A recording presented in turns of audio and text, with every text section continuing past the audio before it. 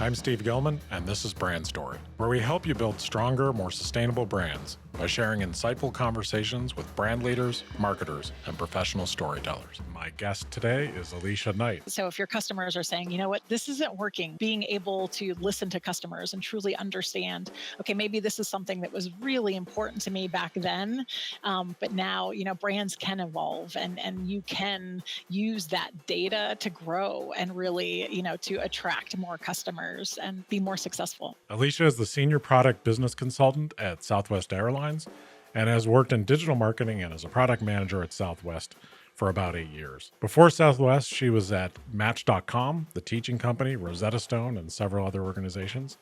Hi, Alicia. Welcome to the Brand Story. How are you today? Hi, I'm doing great. It's great to be here. Thanks so much for joining me. I think we're going to have a lot of fun talking to each other. And we have a friend in common. We do. Yeah, Lindsay Lachlan, our vice president here at Gravity. And you have known each other for many years, right? Yes, yes, yeah. I love Lindsay. Yeah, we worked together at Rosetta Stone and actually traveled to Iceland together and had just an amazing trip, like right before I moved from DC to Texas. So yes, she is good people. Yeah, she really is, isn't she? We're so lucky to have her. She's such a huge part of our team and has such a positive impact on our company. She's an amazing person. She's told me about your Iceland trip. That sounded like a lot of fun. Yes, it was a fun trip, and Lindsay, who is a very picky eater, and Iceland, which has a lot of very interesting food. So yes, she packed a lot of Pop Tarts. Yeah, I bet.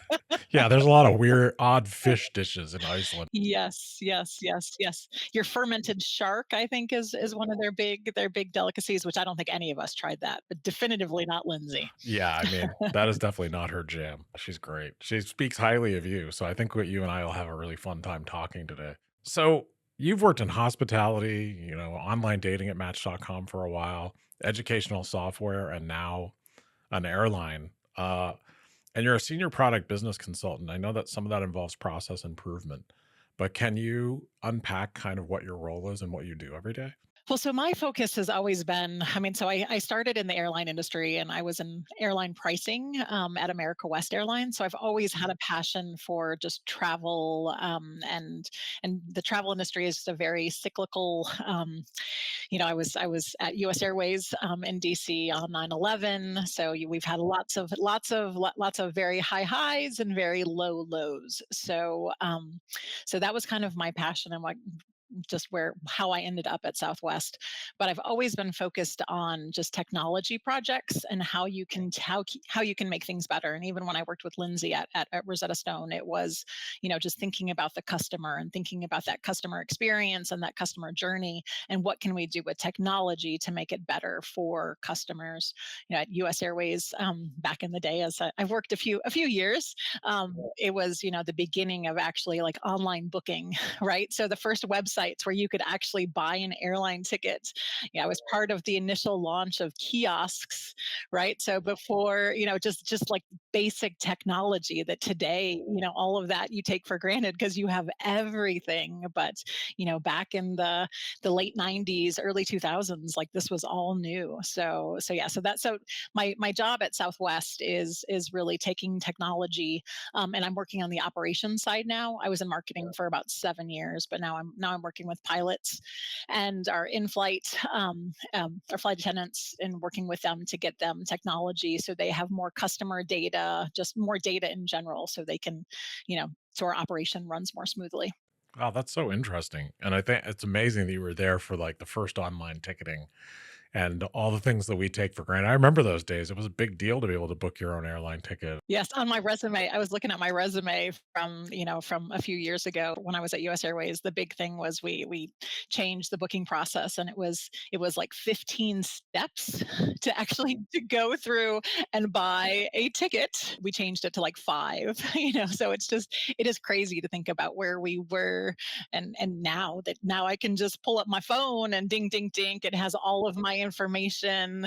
It knows who I'm traveling with, so I can, add my son, who's my companion. It is just amazing, and I just love learning about technology and using, all of these new technologies, just to thinking about it from that customer standpoint and what can we do to make their lives easier. That's really amazing. I think we all take it for granted is as soon as we get an improvement and we get used to a new way of doing something, we just it's like we forget how complex it used to be.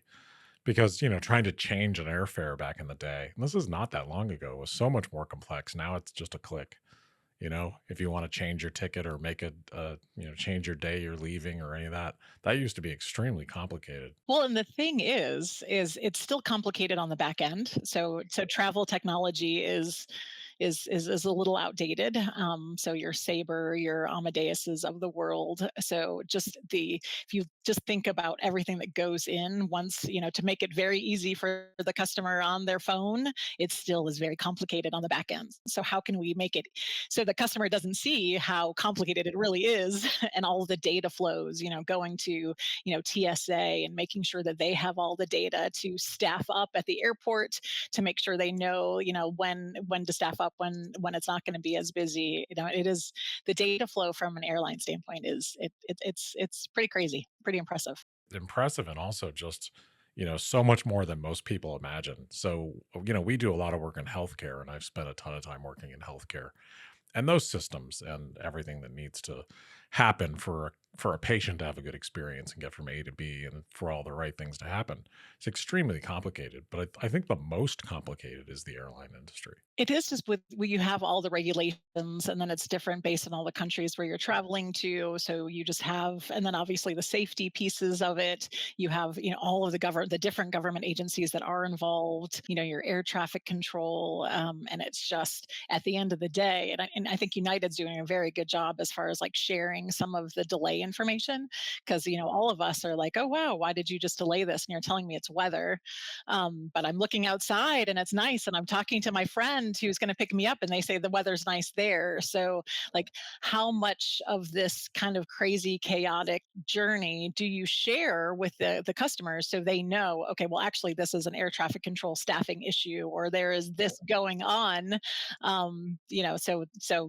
Obviously sharing data and making sure that everybody is looking at that same information, because they all just assume, the airlines are just trying to mess with them and not not to have to compensate because of a 2-hour delay or whatever that is. So Isn't that interesting? So do you think your background in marketing has really influenced, you've had a line of sight to the customer for a lot of your career. And now when you're in process improvement, do you feel like your time in marketing trying to reach people and talk to certain audiences have really influenced your ability to keep the customer in mind while you're making improvements? well, I mean, so I've done some B2B jobs as well, but I think it's just making sure you understand your customer, right? Regardless of who that customer is, if it is a pilot, if it whoever, and understanding, okay, today, if whatever you're doing is through a paper process, or you need to go talk to 22 different people, what can I do to make it so you, as my customer, can do your job easier? And at the end of the day, then that impacts, the end, or the customer who's actually, paying for a ticket to fly, and that journey, because it's all related, right? So if that pilot's having a bad day because of whatever happened from a technology standpoint, something went down, mean, that's going to impact, the people in the back of the plane who just want to go home and see grandma, right? So it's making sure that you're understanding everyone that's part of that journey. So I think, whether it was at Rosetta Stone and just trying to sell more language learning software and making sure that, that everybody understood the benefits of that, it's the same thing of even on the technology side from a pilot standpoint, making sure that they understand the value and where we're going, right? So they might be like, oh, I don't want to use, especially we have some pilots that are older, and may not be as big on using iPads and technology, but making sure that they understand the value and how much easier it is for them to do their jobs. And it's different than where they were 20 years ago. When you were looking at a 20-page release telling you where to fly, but making sure that people understand that value of technology and how it's going to make their lives easier, and then that helps the company and everybody in the company. Yeah, I can just imagine the complexity and the pace of change. As soon as you're done trying to improve a process or improve, something for pilots, then the technology is going to change. The the procedures are going to change. You're going to be back to reinventing it. Yeah. Well, in the airline industry in general, like we generally don't move super fast. We're generally not the leaders, and I know some of the airlines are trying to change that. But it is, making sure that it's not, technology changes obviously very quickly, but we don't need to use everything. It's just understanding, okay, what are our pain points, and what needs to change, what should we be focusing on, so it's not just doing a new technology project just for the sake of doing it. That's very wise for the airline industry not to be on the cutting edge of new technology. Agreed. You want proven technologies. Exactly. And we're very big on just that business case, right? Because the fact that we are a very large airline. So any sort of those updates, I mean, the amount of pilots we have, the amount of flight attendants. So making sure that we're understanding the impact of those changes, and just how long it takes, the time for all of our employees to learn the new technologies, and training and all of that. The communication and training complexity of trying to reach a workforce like that while they're doing their jobs and getting them to accept new tools, like that's a huge job. You mentioned earlier, I think it's really cool how I've noticed airlines trying to give more information lately instead of just like there's a delay, and letting consumers' imaginations run wild. Because sometimes, it would be hard to decide where to draw the line, but having information tends to make consumers more happy because they at least know, there's something behind this. It isn't just that someone made a mistake. Well, there's so many other tools out there, right? So, like, you have your Flight Aware and so many other apps that'll be like, okay, where is my plane? The consumers have a way to find out that information. So, it's better for the actual companies to be like, okay, I have this information too, and let's share it. And also making sure, like, the flight attendants and all of the folks at the airport, like when a flight gets canceled, that everybody knows this information before the customers can see it because of an update on Flight Aware, so they're not blindsided by everybody going up there. Oh my gosh, this says it's canceled, but they don't have that information. So it is. I mean, especially with a very complicated route map, and all of the planes and everything that's going on, to ensure that that everybody's on the same page and has that same data. So you must never get bored because that job sounds very complex. And that was one of the things that why I wanted to be in this industry, because it is, there's never a dull day. There's always something going on. You think you're going to be focusing on one thing, and then all of a sudden, there's a change from the DOT that we need to do something else. So it is a very dynamic industry. So I think that's the most fun types of jobs that are out there, and careers. Even what we do in marketing and brand, working with clients that are in very complex industries, like our heads on a swivel every day. It's hard to know what's coming. So that's kind of the fun of it.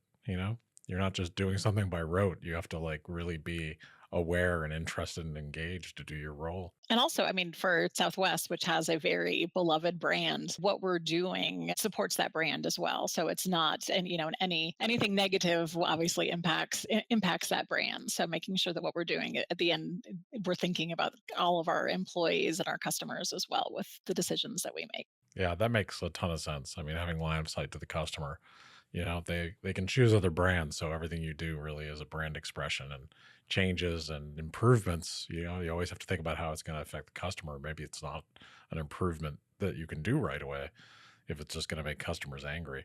So there's something culturally that Southwest does that I think very few people know about.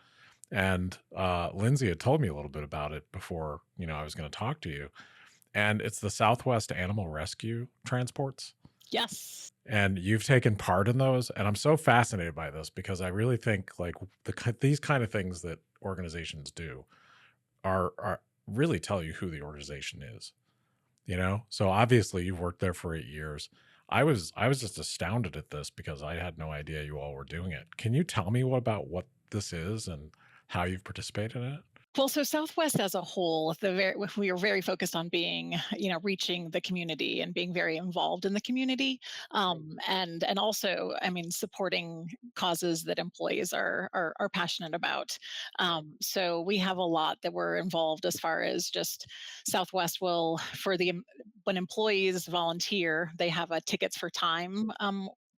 so if I volunteer for 40 hours, for a certain rescue, that rescue will actually get an airline ticket on Southwest that they can use. So they really want to encourage, employees to get to get involved in the community and give back. But so the Southwest Animal Transport Team, it started, I want to say, around 8 or 10 years ago. And some flight attendants just started, who were just passionate about animals, just started working with rescues. And so we have flight benefits, so we can, as long as there are empty seats on planes, we can get on that plane, as an employee, with no fee associated with it. So what we do is the organization works with rescues. So a lot of rescues in Texas, which is where I am, that are very full right now, and a lot of rescues where animals are getting killed regularly because of the fact there's just no space. So we're working with those rescues to get them to, estates where there's space, or a lot of times, which the ones that I love, is to actually transport, the from a foster in Texas to their forever home. So you get these amazing, amazing, happy families with their kids, and they're just, as soon as you walk through security, they're there, and they get to meet their adorable little animal. Um, we've also There's a soldiers, for soldiers that are stationed abroad, and they fall in love with animals, that are rescues over there. Like, we've worked with those organizations as well. So I delivered a kitten to Charleston, South Carolina, that was rescued from Romania. So, I mean, it is, yeah, I think I've done about 20 transports, but it is just amazing. And it's a great way to just to meet with, Southwest customers as well. Cause here I have all these adorable little kittens in my lap, and everybody wants to, come talk about all these kittens, and then to learn all about that Southwest is really giving back, and really, allowing their employees to participate, and just really and save these lives, from to get them out of these shelters in South Texas. What an amazing thing to do as an organization, especially to participate in internationally and then throughout the US. And you got a chance to go to one of my favorite nonprofits. You went to Best Friends. I did, yes, and we actually every year they do a retreat there, for SWAT, and I missed the one this year because my son was moving into his dorm in Eugene, but I went last year, and it was just an amazing opportunity just to see, the organization there, and just, I mean, their facility is just amazing, just to see, like, all, I mean, these animals are living a great life. I mean, it That's is. great to hear. I mean, just as far as, like, I mean, they have horses, they had, like, these amazing, like, pigs, just, I mean, they save all animals, and just to hear some of the stories about how they've, saved these, like, horses that were, like, stranded on, and with, like, heavy flooding, and just all that they've done as far as, like, stepping in with Katrina and all the disasters as well. It was an amazing experience, and then they take you out where the burial, where they have all of the animals that have ever been involved at the Best Friends Animal Sanctuary, and then they just have wind chimes for every animal, and it was just such a moving experience. I highly recommend. I mean, it is open for anyone to go, and stay there, and volunteer. It was an amazing experience, and it's so beautiful, the area in Utah. Oh, it's beautiful. What an amazing thing. What a cool program for Southwest. And I'm so glad you got to go there. It's some place I would like to go someday. So I'll have to go there and visit. I highly recommend. It was a great experience. That's so cool. So you're a prolific traveler, especially with the benefits from Southwest. And what do you think? I talked to a lot of guests about this, people who work, in brands and culture and employee satisfaction, about just the benefits of travel, period. So, with you being such a prolific traveler, what do you think, personally, what do you get from traveling? And why do you think it's so good for people to travel? I have always loved to travel. I mean, when I was in college, I studied abroad for a year, and I decided my major based on where I could study abroad for a full year. So I did international economics. So, and I studied European economic integration. So, but it was amazing because it was the program. We traveled all throughout the EU countries, and it was really cool. But it's just, I mean, learning and just really getting getting to, learn about other cultures and just seeing how similar we really are, and yeah, just this year. I mean, I went to Petra in September, and it was, I mean, with everything that's going on in Israel, there's not a lot of people that are traveling there, right? So it was the just seeing how the impact to the community and the economy, because the fact that you're always told that Petra is just wall to wall people and it's crazy, and there was just no one there when I was there.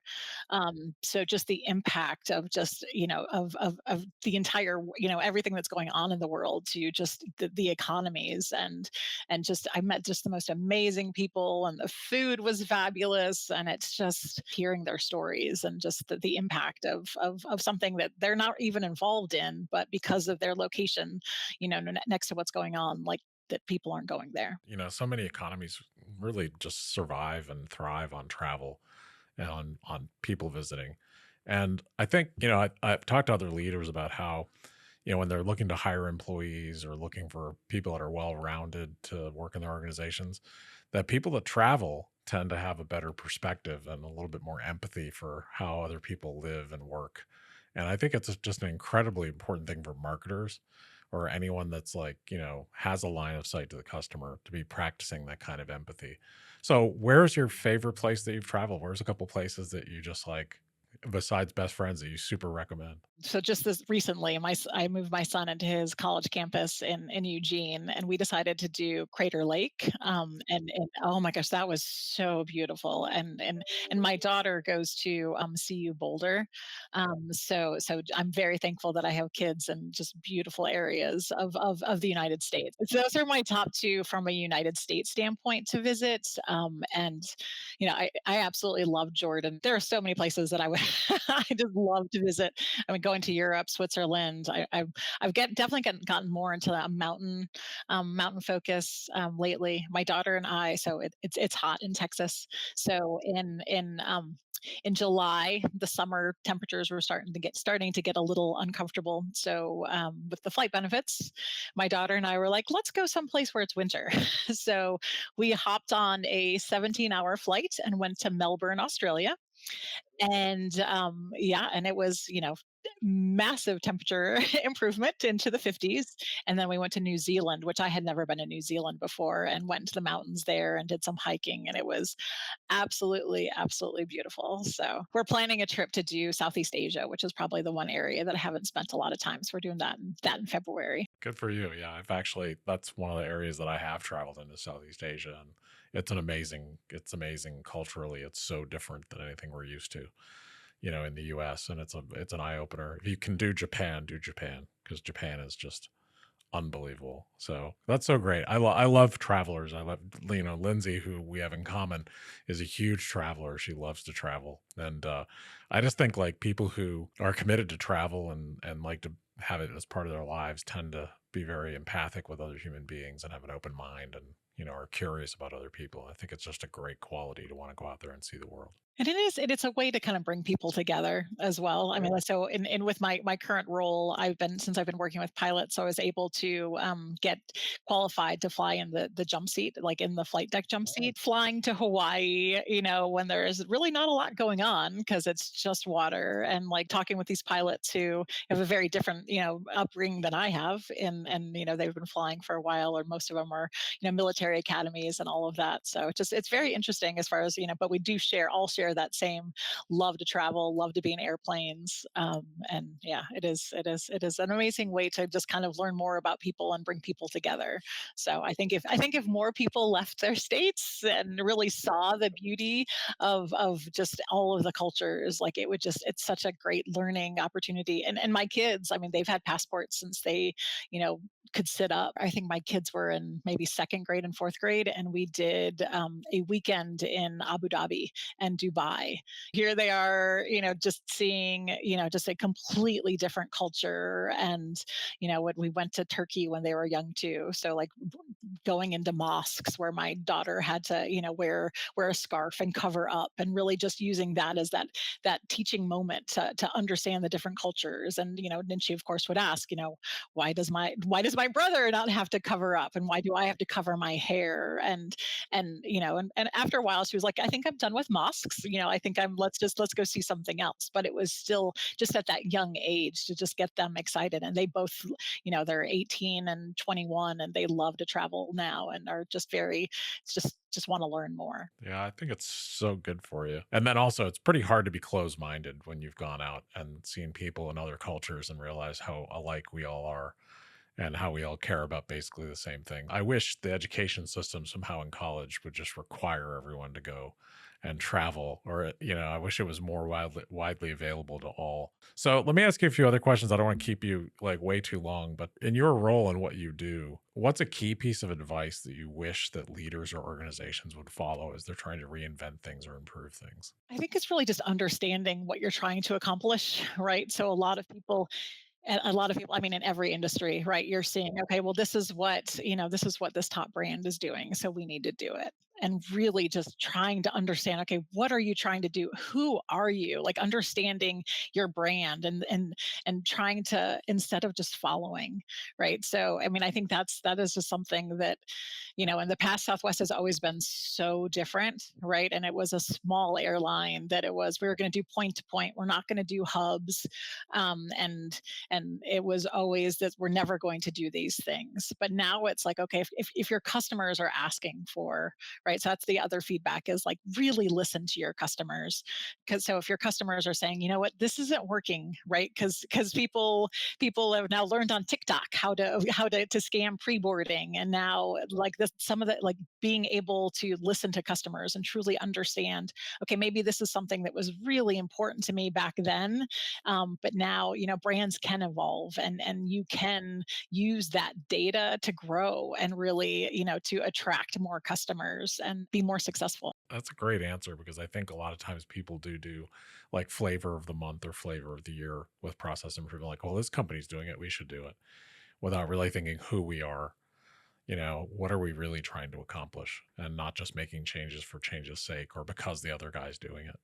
So I think that's great advice no matter what industry you're in. So what's a piece of advice that you've been given by anyone, like either professionally or personally, that's really stuck with you? Well, I think in the past, and I think it's just youth, like the focus on just continuing to to be promoted, right? And that title, like, oh my gosh, that title is so important. And every 2 years I need to see that.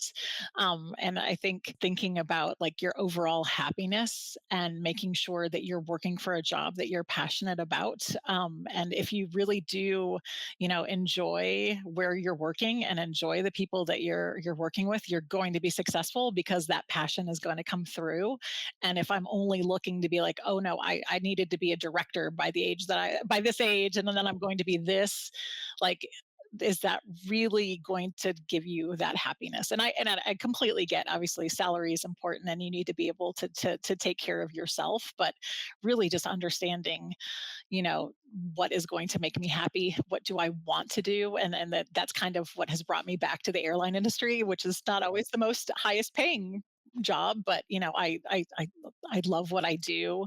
I love the company that I work for. I obviously love the benefits, and I think that, just that happiness, the love of my job and my company. And when I'm delivering these adorable little kittens and puppies where they're going, like, people can be like, oh wow, like that's really cool. Southwest is doing this amazing thing, and look at this happy customer or this happy employee that's just so excited about the brand. So I think that just says a lot for companies too, that like if you have those happy employees, and not every day is just rainbows and sunshine and happiness, but at the end of the day, I like what I'm doing. I like I like the people I work with, and I like the company, and it's not, and it's something that I'm excited to do when I get up in the morning. Yeah, it's amazing how many people chase the title or go from company to company and then realize, oh, wait a minute, I loved what I was doing. Why did I leave again? Finding a place where you fit and really enjoying the people around you and the brand and believing in it is so important. So, what would you name this chapter of your life right now? Now that's a tough question. I don't know, because I'm now an empty nester.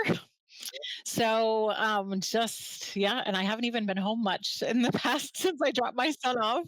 And I think part of it might just be that I'm just trying to keep myself busy so I don't just think too much about what this chapter is.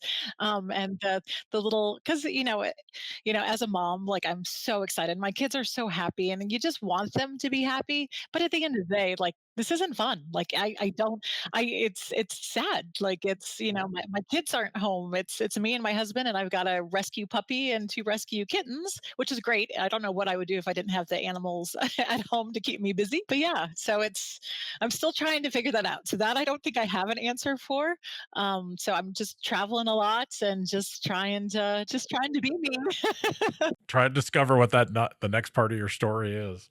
Yeah, it's sometimes, those moments of transition in our lives are big, and, you just have to go through them until you figure out what it means and how you're doing with it. Well, I think it's also like you don't want to be sad, and it's because of the fact that okay, your kids are in school, and that's the natural progression, like that this is what is supposed to happen. But it's like okay, it's okay, like it's okay to be sad, and I'm allowing myself that time to kind of to grieve. And I guess I can say it's funny now, but yeah, so I'm flying home from Eugene, and the TSA, the very nice TSA employee is looking at my ID, and he's like, "Oh, you're going home. Congratulations." And he's like so excited that I should be excited that I'm going home. And I just look at him and just start, you can just tell that I'm about to start bawling.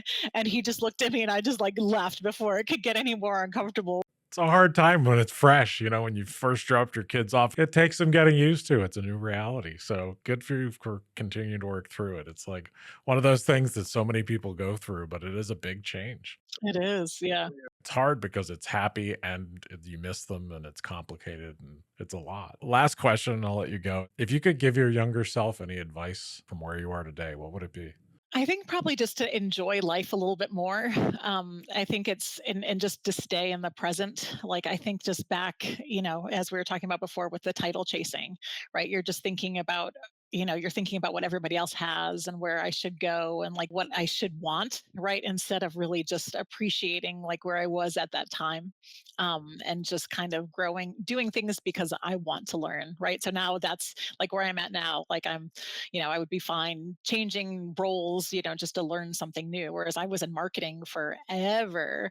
And here I completely just left marketing and went into a space that was like all new acronyms. I didn't know anything about what I was doing other than the fact that like I've been on an airplane, right? So just to completely, just to embrace some of those things and just get out of your comfort zone.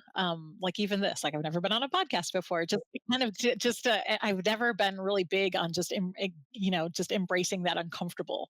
But I've really in the past couple of years have just really just wanted to just learn more and just grow as a person instead of just kind of checking the box and kind of doing what I had been doing. Good for you. I think that's a great message for anyone listening too, is, it's a lot like travel, going on a podcast for the first time or, taking on new roles that are really complex and maybe a little scary. That's like a form of travel. You're exercising a new part of yourself. My 50th birthday was last Wednesday.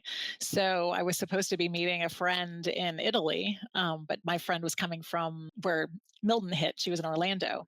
So I ended up just going to Rome by myself and celebrated my 50th birthday by myself and went to Pompeii and Vesuvius and it was like, I have that confidence and I'm comfortable just being, on my own and exploring new cultures by myself. But I don't need anybody with me. I'm fine. It's great to have such a sense of adventure that is true to yourself and be able to get out there and move around the world and do what you need to do. That was like so cool. And even, for because I went Jordan, I was supposed to be traveling with someone and it didn't end up working out. So I was by myself and everybody was just so surprised. Like, how could you be going to the Middle East by yourself? And I'm like, it was fine. I mean, like it's completely safe. And obviously I'm traveling in places where I should be traveling, but like there's a lot of people that were very surprised. Like you went by yourself? Like that's crazy. I think traveling with loved ones, traveling with, your partner, traveling with other people is a blast. It's really fun. But solo travel, I think, is really good for you. When you solo travel, you really have to like, it's all on you, you know? Well, I'm always the one planning everything. So Yeah. So it's nice to not have to do that too. So yeah, good for you.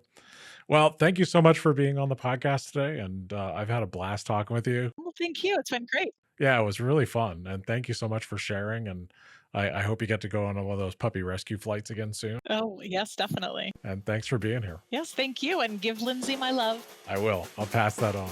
Want to hear more inspiring stories? Subscribe on your preferred podcast app so you don't miss an episode. And if you like what we're doing, please rate, review, and share. It's the best way to support us. Thank you for listening to Brand Story.